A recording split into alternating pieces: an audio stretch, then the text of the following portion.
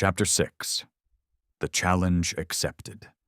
Dawn broke with unnatural silence. No birds sang in the surrounding forest. No insects chirped in the tall grass. The only sounds were human, the soft shuffle of feet as villagers took their positions, the muted clatter of improvised weapons being distributed, and the low murmur of prayers to ancestors for protection and strength. The 5 ronin stood at the village's northern boundary, watching the mist rise from the valley floor. In the diffuse early light, they appeared more symbol than substance. 5 solitary figures representing humanity's defense against the incomprehensible. Takeshi's wounds had mostly healed, though occasional twinges reminded him of the alien warrior's formidable strength.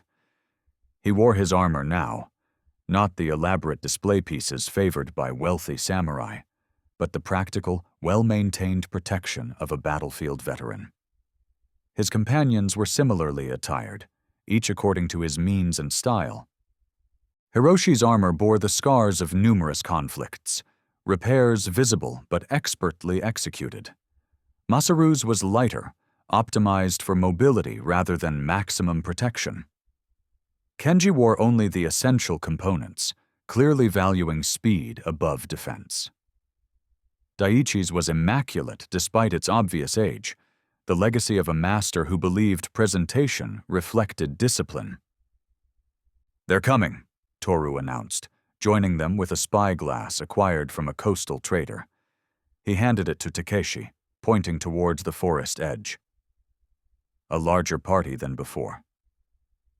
Through the spyglass, Takeshi observed the aliens emerging from the tree line in formal procession. Unlike previous encounters, this group moved with ceremonial precision rather than hunting stealth. At their center walked a figure whose presence commanded attention even from this distance.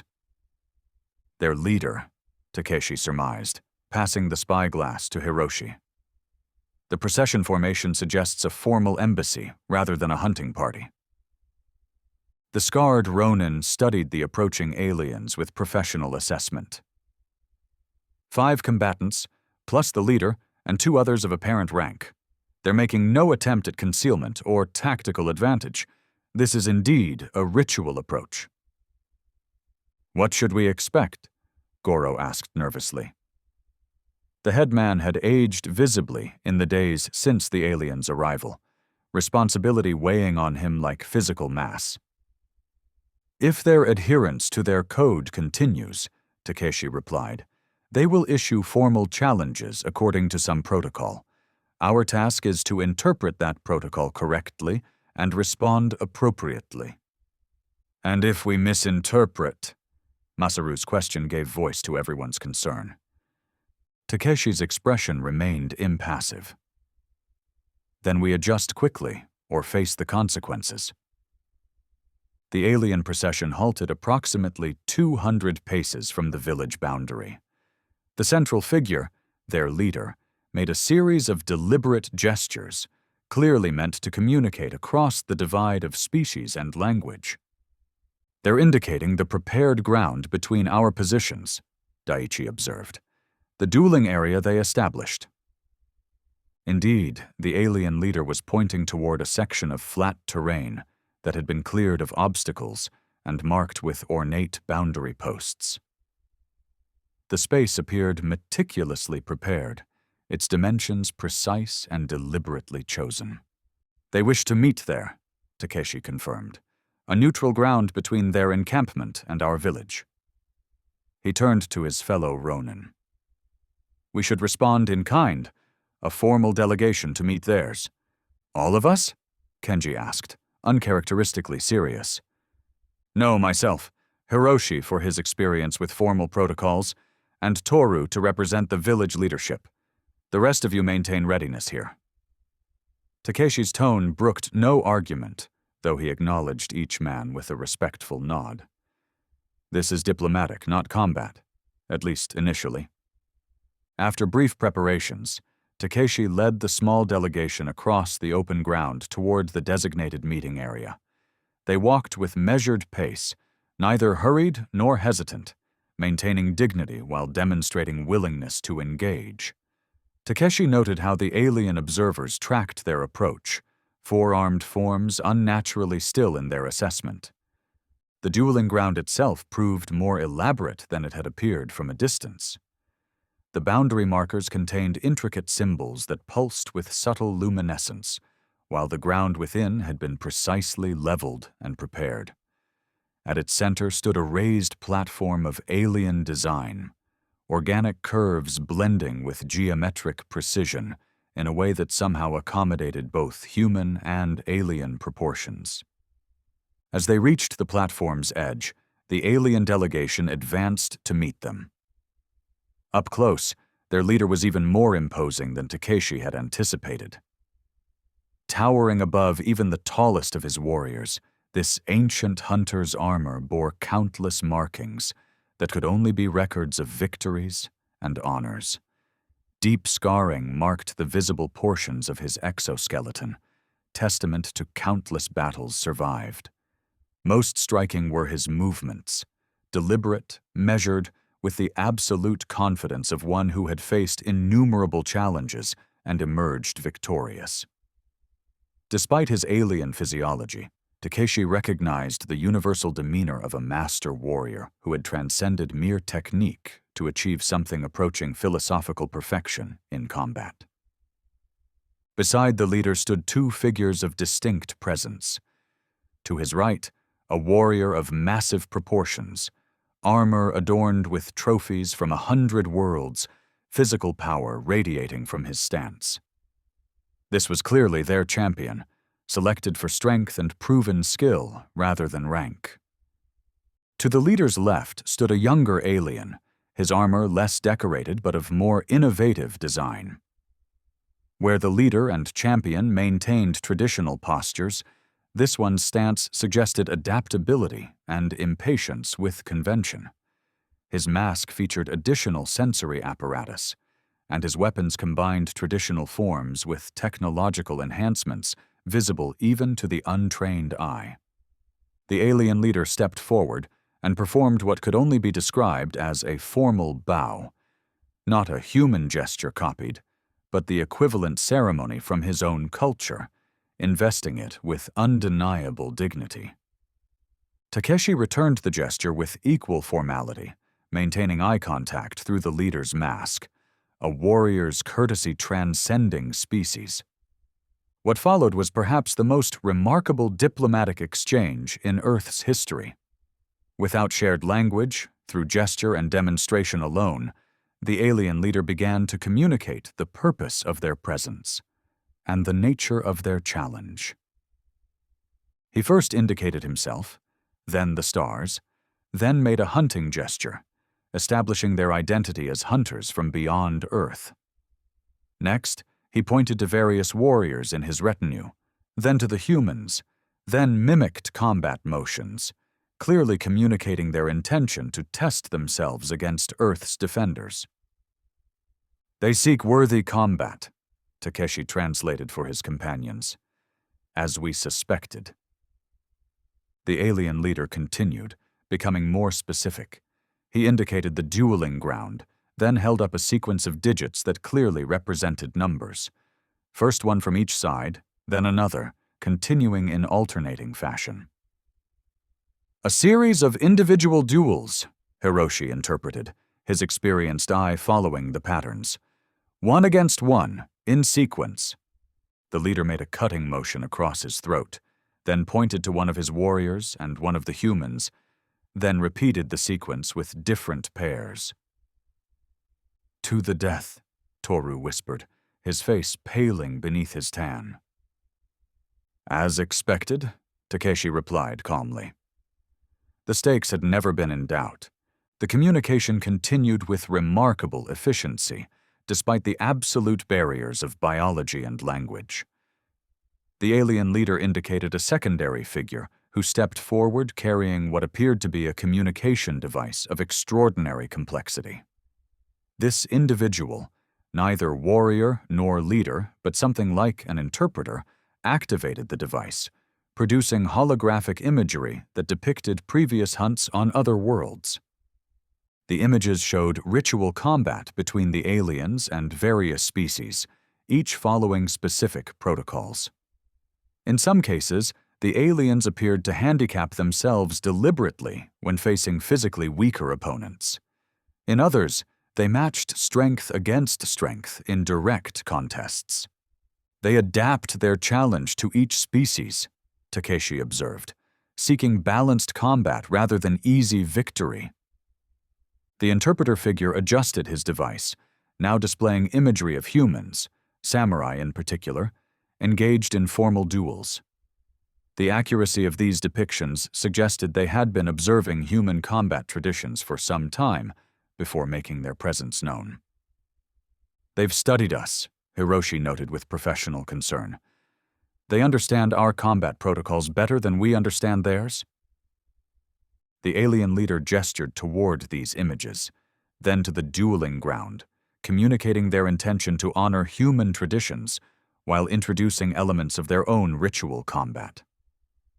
Finally, the leader held up 5 digits, pointed to the sun's position, then traced its arc across the sky 5 times. 5 days, Takeshi translated, the duration of their challenge. The leader then indicated various forms of weapons, some human, some alien, making gestures of prohibition toward the more advanced alien technology. He placed particular emphasis on bladed weapons and close combat rather than projectiles or distance weapons. They restrict themselves to comparable technology, Hiroshi interpreted. No energy weapons or advanced technology in the duels. "Honor," Takeshi said quietly, "or their understanding of it." The alien champion stepped forward then, performing a demonstration of combat prowess that left no doubt as to his lethal capability. 4 arms moved in perfect coordination, creating patterns of attack and defense simultaneously that no human could possibly replicate. His speed defied his massive size, strength harnessed with precision that spoke of decades of mastery. When the demonstration concluded, the champion pointed directly at Takeshi, recognition evident in his posture. He had identified the human who had wounded one of their hunters, the warrior who represented the greatest potential challenge. The younger alien leader, whom Takeshi had mentally designated the commander, made a gesture of protest, pointing to himself and then to Takeshi, clearly staking a claim to this particular combat.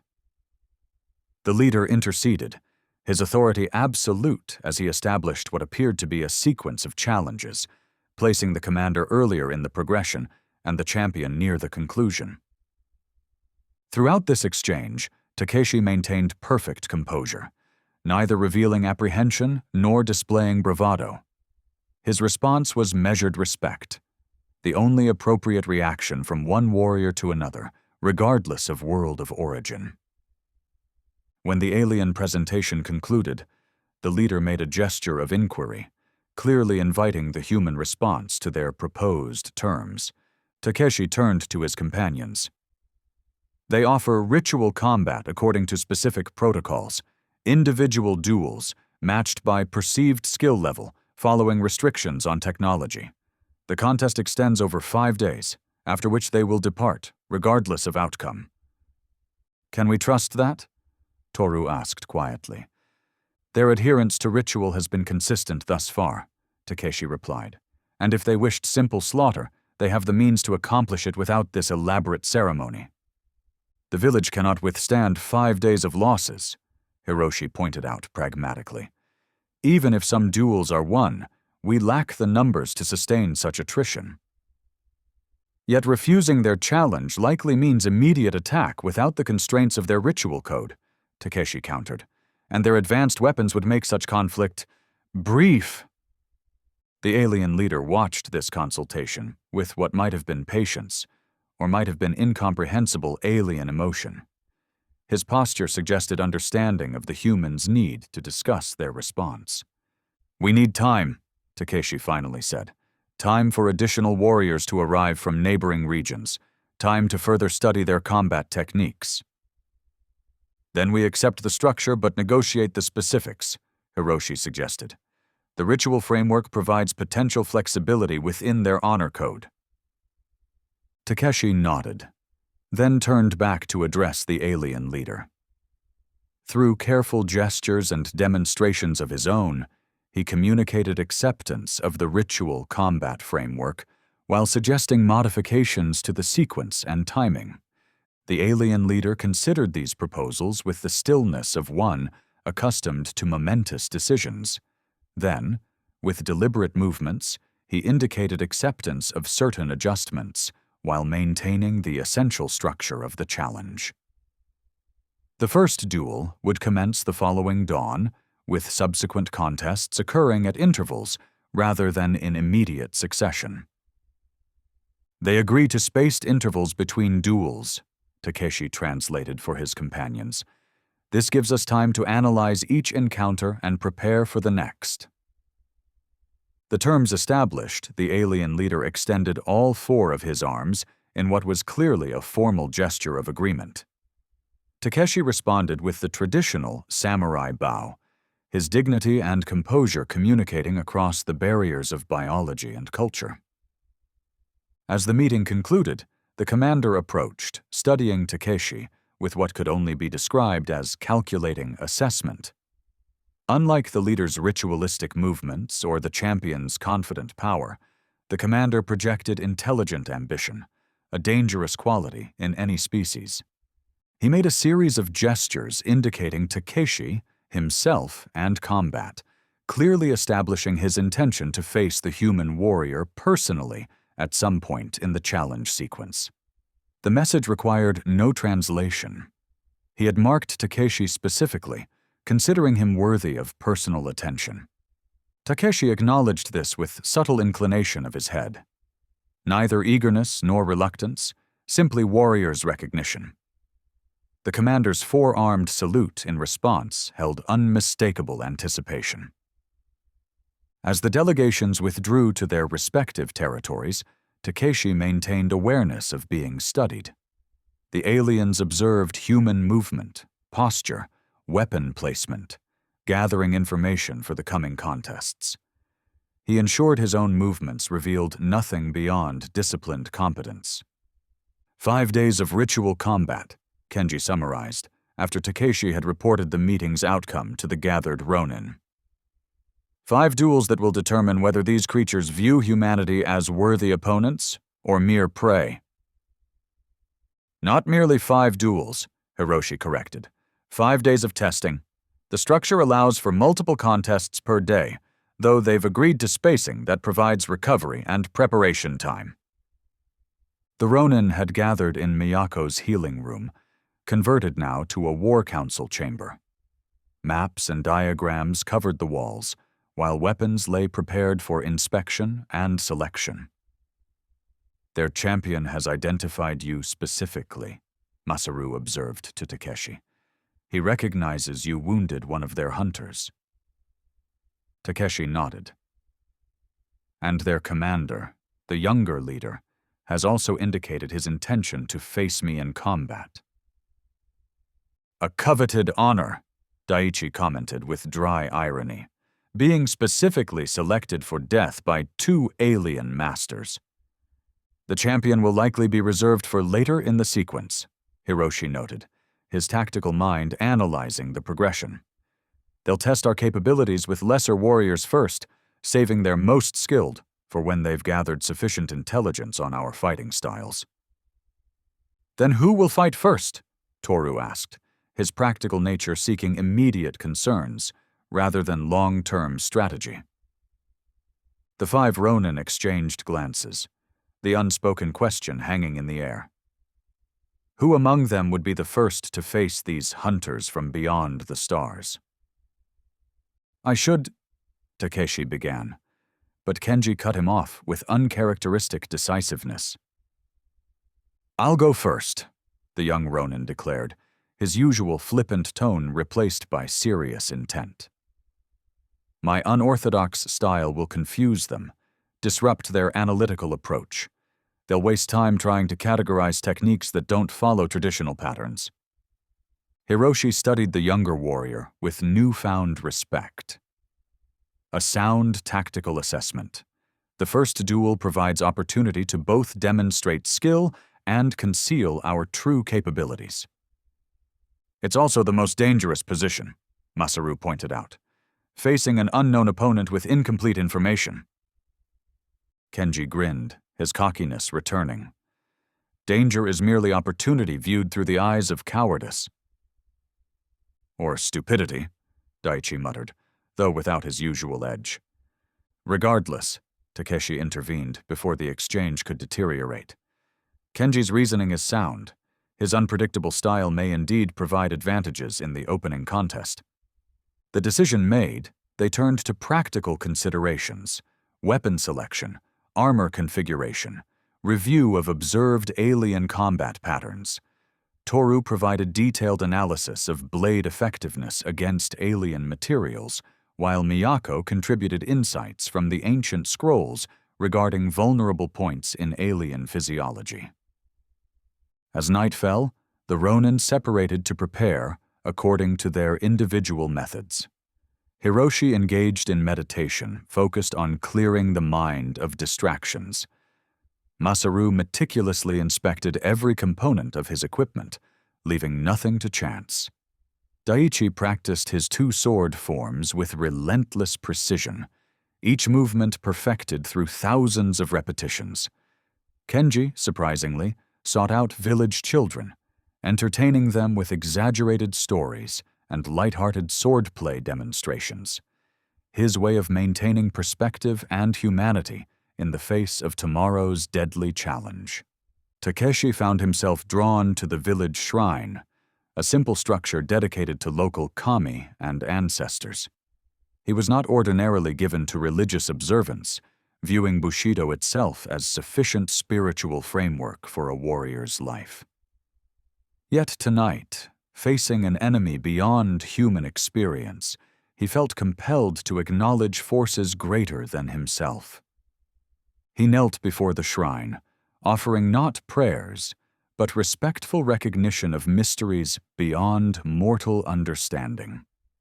The universe had proven vaster than humanity had imagined, populated by beings whose existence challenged fundamental assumptions about reality itself.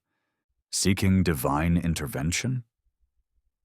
Miyako's voice came from behind him, the old healer approaching with quiet dignity despite her age. Seeking perspective, Takeshi replied honestly. When the stars themselves deliver champions to test us, one must reconsider one's place in the greater order. Miyako knelt beside him, her movements slow but deliberate. The scrolls suggest our ancestors viewed these encounters not as punishments or random chance, but as opportunities for transcendence. Transcendence through combat? Takeshi asked. Through worthy challenge, she corrected. The star visitors seek not merely to hunt, but to evolve through testing themselves against other beings. In doing so, they offer the same opportunity to those they challenge. Takeshi considered this. A strange form of gift. Is it? Miyako's aged eyes held wisdom acquired through decades of observing human nature. What have you and your fellow ronin been seeking in your wanderings, if not worthy challenges to test yourselves against? How is their purpose so different from your own? The insight struck Takeshi with unexpected force. These 5 displaced warriors, masterless and adrift, had indeed been seeking purpose through challenge, tests worthy of their skills and adherence to Bushido. The aliens, with their ritual hunt across the stars, pursued a parallel path despite the vast differences in their nature and origin. They follow their own form of Bushido, he said quietly, a warrior code that transcends world of origin. And in recognizing that, Miyako suggested, you may find not merely tactical advantage, but deeper understanding. As Takeshi reflected on this perspective, Haru approached the shrine, carrying a small offering of rice and water. The boy had appointed himself messenger and assistant to the ronin, his initial fear transformed into determined courage in the days since the aliens' arrival. "Kenji-san sent me to tell you they've finished preparations at the dueling ground," Haru reported, carefully placing his offering before bowing respectfully to the shrine. "He says to tell you he's ready for tomorrow's dance with the star demons." The boy's attempt to mimic Kenji's irreverent tone brought a slight smile to Takeshi's face. "Thank you, Haru. Tell him we will join him shortly." As the boy darted away on his errand, Miyako rose with the careful movements of advanced age. "I have prepared medicines for treatment after combat, some derived from traditional remedies, others adapted based on what the scrolls tell us of the star visitors' previous hunt. Their weapons may cause injuries beyond conventional treatment," Takeshi acknowledged. "Perhaps, but humans are remarkably adaptable." The old healer's confidence transcended her physical frailty. "As your young friend Kenji might say, we are too unpredictable to die easily." Takeshi escorted Miyako back towards the village center, their path illuminated by lanterns hung from every building. The settlement had transformed itself from sleepy mountain community to fortress in mere days, its inhabitants rising to the extraordinary challenge with courage that impressed even experienced warriors. At the central meeting area, they found Goro addressing the gathered villagers. The headman had found unexpected reserves of leadership during the crisis, his initial fear giving way to practical determination. "And so we face these star visitors with the strength of our ancestors," he was saying as Takeshi and Miyako approached.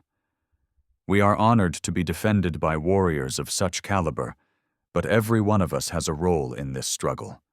Whether providing food, maintaining equipment, or standing ready with spear and bow if needed, we face this challenge together."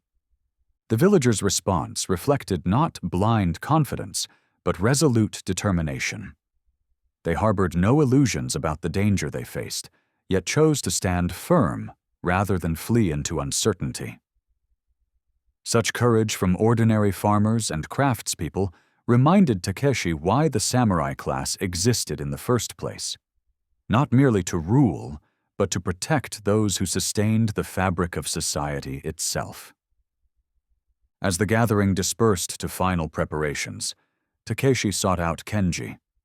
He found the young ronin sitting alone on a large stone at the village boundary, staring toward the alien encampment where lights pulsed in patterns unlike any earthly technology. "Having second thoughts?" Takeshi asked, settling beside him. Kenji laughed, though the sound held less of his usual careless humor. "About facing a four-armed alien hunter in mortal combat? What could possibly cause second thoughts about that?"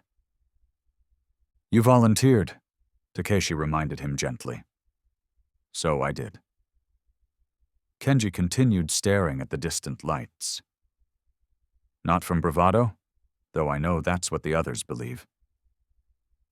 "Why then?" The younger ronin was silent for a long moment before answering. "When Master Yagyu expelled me, he said I lacked the discipline to become a true sword master, that my innovations were mere shortcuts, my speed a crutch compensating for imperfect technique." His voice held none of its usual flippant quality. "Perhaps facing these star demons will finally prove whether he was right."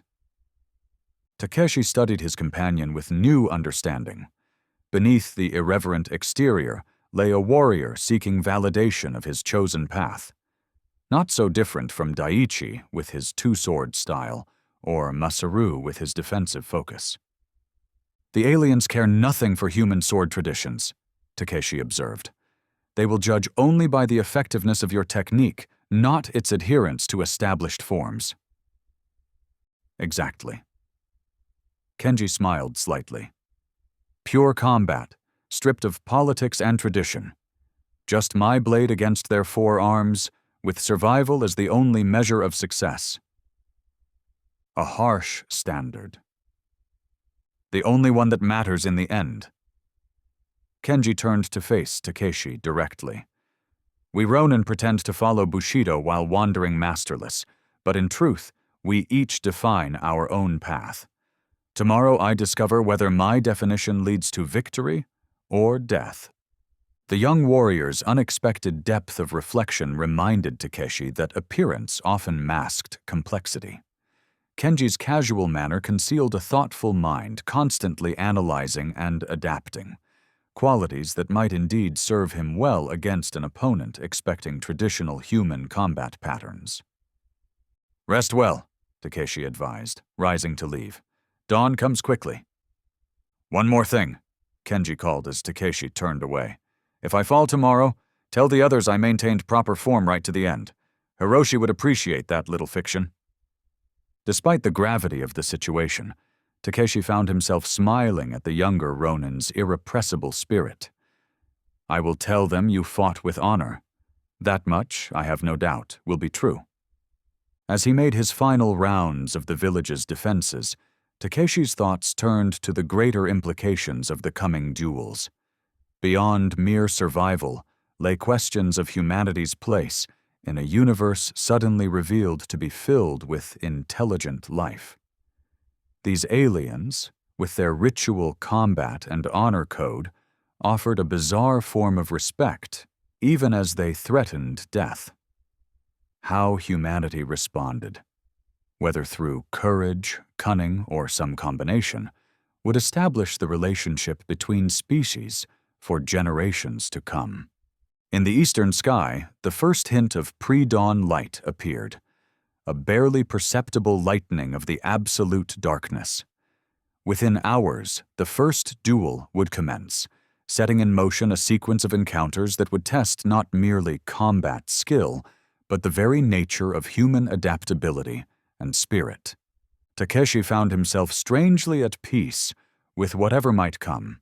For the first time since his lord's death, he had found purpose worthy of complete commitment, not merely protecting a village, but standing as representative of humanity itself against hunters from the stars.